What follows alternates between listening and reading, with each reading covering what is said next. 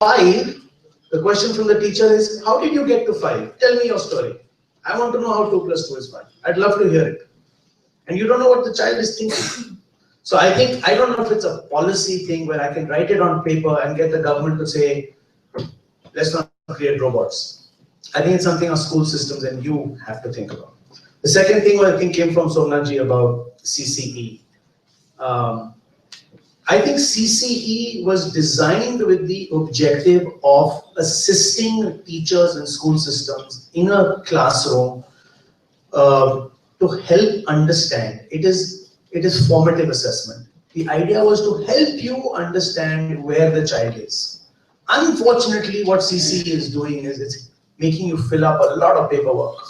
It's making you do a lot of cumbersome day-to-day where the teacher is not even looking at the data that it's presenting.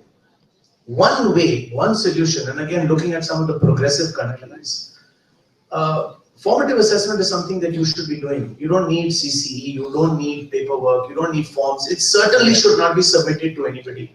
It is what I said, it is self-evaluation, right? You have to do continuous self-evaluation, but you have to, in your school, design to be able to do something once you've evaluated a child. If I've got a weak set of children in my classroom, and I've got a mediocre set of children in my classroom, and I've got a great set of children in my classroom, I have to think of redesigning my classroom and seeing how that classroom will now function. If I continue to keep them seated exactly the same way, where everyone sits everywhere, it's not going to work. So again, looking at systems where I have seen this work, you've got peer-to-peer learning, you've got blended models that are. So we've got to try those solutions. That is CCE. Secondly, I think standardized assessments. An external validation through a standardized, like what I spoke about. Most progressive countries have standardized evaluations. We very begrudgingly agreed to PISA in 2009, and our response to PISA was sad. Shanghai's response to PISA was, we're not in the top 20? That can't be possible. Give us another 2 years. We'll see where we get to. And we got to the top 5.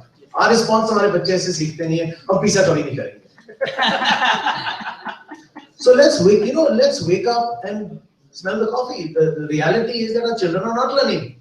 Why are they not learning? Let's fix that system. So I think CCE can be fixed. We've got to have open ideas. Standardized assessment, in my mind, is the #1 thing we have to put in our school systems. Every child needs to be evaluated every year across a common platform. The third thing I'll say, because of the short of time, was on the gentleman who's an SMC member. I too joined an SMC 6 months ago because the Delhi government was inviting educationists, so to speak. I'm not an educationist, but social workers, as they're calling us. And they spoke about joining an SMC and supporting in the development of the school development plan. And I know they've got an NGO, which is a very credible organization that is working with the Delhi government across all their 1,000 schools. You're absolutely right. The data exists, it is collected, it is public, it's on a website, it is sent to various departments, and all of that happens, but still it's not happening. Right? The foot soldiers are not coming forward, it's not working. Why do you think that is the case? So that triangle that I spoke of, elements of that triangle exist in most systems. In most poor systems also elements of that triangle exist. What is lacking is the department not willing to hold the school or the system accountable for what is being produced. If the data is there, you know the data is bad, my children are not performing, I have a school development plan, I may do well on that school development plan, I may not do well on the school development. What are the repercussions of that? If I do well, do I get rewarded? No. If I don't do well, do I get penalized? No. After 2 years, I won't do it. I won't need to do it. If my manager asks me at the end of the year how you performed, and I say brilliantly, and then he says, great, your salary is going to remain the same. And then next year he asks me, how did you perform? I say, rubbish, great, your salary is going to remain the same. What am I going to do the third year? I couldn't care less, and I'm not going to get fired. So I think we've got to put a system in place which recognizes performance. I'm not saying penalizes underperformance, but puts measures in place. That's what I was trying to show through that first slide. Puts measures in place that leads to improvement if you're underperforming, because there are reasons, and that's what the data is telling. That's right. Thank you so much, and time for Miraj. जो सवाल मुझसे किया गया कि जब ऐसी situation आती है जहां ऐसी चीजों को पढ़ाया जाना है और वो स्वीकार्य नहीं है, फिर क्या करते हैं, स्पेशली जो जैसे इलाके में हम रहते हैं वहाँ किस तरह से इन चीजों को पढ़ाया जा सकता है। तो देखिए इससे हम लोग भी बहुत सालों से जूझने के बाद हमें एक रास्ता अभी दिखा है जरूर, हम ये नहीं कहेंगे कि हम उसमें सफल हो गए हैं, बट उसमें एक तरीका यह है कि इस तरह किताबों में या जो चैप्टर है उनके थोड़ा पीछे झांकना होता है। हर चैप्टर को पढ़ाने का पर्पस कुछ और भी होता है, वही शब्द वही चीजें जो वहां लिखी हुई है उस पन्ने पे वही पढ़ा दिया जाए ये जरूरी नहीं है। तो हम क्या करते हैं कि हम अपने टीचर्स को पूरी ऑटोनॉमी, जिसको आज हम बहुत लफ्ज इस्तेमाल कर रहे हैं, तो पूरी आजादी देते हैं अपने टीचर को कि उसका जो जेस्ट है या जो उसका ऑब्जेक्टिव है आप उसको पढ़ाइए। उसके लिए आप उस पन्ने का इस्तेमाल करें या ना करें, कोई लोकगीत इस्तेमाल करें, कोई लोकल कहानी इस्तेमाल करें, इससे कोई फर्क नहीं पड़ता है। जब तक उसको उस चैप्टर को पढ़ाने का पर्पस सर्व हो जाता है, आप किसी भी चीज का इस्तेमाल कर सकते हैं, कॉपी, किताब, नाटक, खेल, कहानी, कुछ भी का इस्तेमाल कर लीजिए। सो अगर किसी को कोई आपत्ति है या टीचर को लगता है कि मैं ये नहीं कर सकता हूँ, तो वो किसी दूसरे रास्ते का इस्तेमाल कर सकता है, और आधारशिला में इन प्रिंसिपल कोई बंधन नहीं है कि उसको वही तरीका इस्तेमाल करना है। आपका सवाल थोड़ा कठिन है कि श्रृंगार रस, तो ये बहस थोड़ा बहुत पीछे चली जाएगी। मैं तो ये सवाल करूंगा, क्या जरूरी है श्रृंगार रस पढ़ाना? मैंने तो संधियों के नाम नहीं याद किए थे, लेकिन एक भी गलती कभी नहीं हुई, ना तो विच्छेद करने में ना संधि योग करने में। मुझे तो नाम नहीं याद थे, तो थोड़ा सिलेबस में है। तो मेरा सवाल तो ये था, ये सिलेबस बनाता कौन है? Perfect. I won't take much time. I think most of the question answered. Just close down. I'll thank my panel. We have a small token of appreciation I'll give, and thereafter I'll pass on and request my colleague Rohan to come up and summarize the day before we close, and we'll try to close sharp at 6 as promised in the schedule. Thank you to all my panelists for being here. We are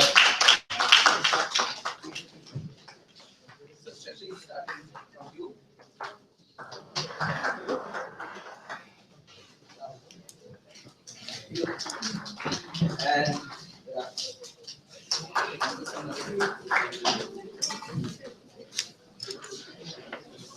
Rohan, please.